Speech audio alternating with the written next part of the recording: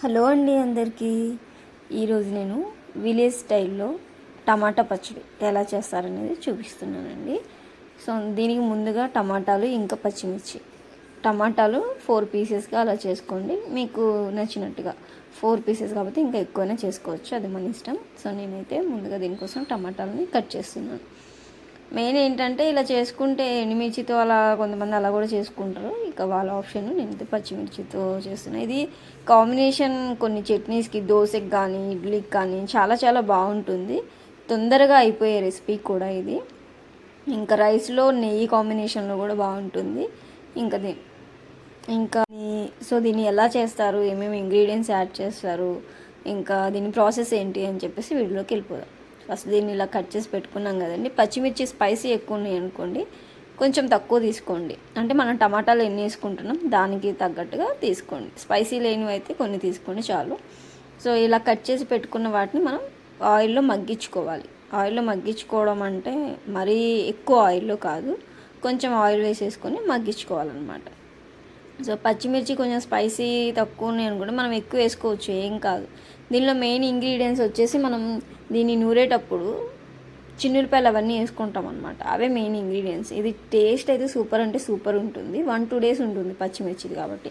తడి తగలకుండా ఉంటే 1-2-3 డేస్ ఉంటుందన్నమాట. ఇంకా తడి తగిలింది అనుకోండి నెక్స్ట్ డేకే ఇది ఇట్లా బూజు వచ్చేస్తుంది. ఇందుట్లో ఏంటంటే ఇలా నూరుకునే పచ్చడిలో సాల్ట్, ఏదైనా ఉప్పు అనేది మనం తగినంత వేసుకోవాలి. లేదంటే ఉప్పు తక్కువైంది అనుకోండి బూజు వచ్చేస్తాయి ఈ పచ్చళ్ళు అనేవి. సో ఇలా ఆయిల్లో కొంచెం మగ్గించుకోవాలి, మీడియం ఫ్లేమ్లో, మరీ హైలో కాదు మరి సిమ్లో కాదు, మీడియంలో పెట్టుకొని ఇలా మగ్గించుకోవాలన్నమాట. సో మొత్తం కొంచెం సేపు అలా తిప్పేసిన తర్వాత నేనైతే మూత పెట్టేసుకొని కొద్దిసేపు అలా ఉంచాను. ఎందుకంటే టమాటాలు మగ్గితేనే మనకి ఆ పచ్చిమిర్చి కూడా కొంచెం ఆయిల్లో మగ్గాలన్నమాట. సో మగ్గుతుంది. కొంతసేపు అయిన తర్వాత మనం చెక్ చేసుకోవచ్చు. మీడియంలోనే పెట్టి వేయించుకోవాలండి, మరి ఆ హై ఫ్లేమ్లో పెడితే వెంటనే మాడిపోయినట్టుగా అవుతాయి. మీడియంలోనే పెట్టుకొని వేసుకోవాలన్నమాట. సో మన ఛానల్లో అన్నీ ఇంకా విలేజ్ వంటల గురించే వస్తాయి. ఖచ్చితంగా చూసి నచ్చితే లైక్ చేయండి, షేర్ చేయండి, సబ్స్క్రైబ్ చేయండి. ఇంకా మరిన్ని వంటలను మీ ముందు తీసుకొచ్చేస్తాను. సో చూసారు కదా, ఇలా పచ్చిమిర్చి కొంచెం మగ్గిపోయినాయి. దీన్ని ఇంకొంచెం సేపు మగ్గించేసామనుకోండి కంప్లీట్గా అయిపోతుంది. పచ్చిమిర్చి కొంచెం వడబడినట్టుగా కలర్ చేంజ్ అవుతున్నాయి చూడండి. సో అంతే, చాలా చాలా ఈజీ అంటే ఈజీ రెసిపీ అనమాట. సింపుల్గా బాగుంటుంది. దోశల్లో కానీ చట్నీస్లో కానీ మనం రైస్లో కూడా తినొచ్చు అనమాట. సో ఇక్కడ చూసారా మగ్గిపోయినాయి ఇంకా కంప్లీట్గా. సో ఆఫ్ చేసిన తర్వాత ఏంటంటే చింతపండు యాడ్ చేసుకోవాలి. చింతపండు యాడ్ చేసుకొని మూత పెట్టుకున్నాం అనుకోండి, ఆ ఆవిరికి అది దాంట్లో ఇంగ్రీడియంట్స్కి కలిసిపోతుంది అనమాట. సో కంప్లీట్గా ఆరిపోయిన తర్వాతనే మనం రోట్లో అనుకోండి వేడిపైన నూరేసుకోవచ్చు, నో ప్రాబ్లం.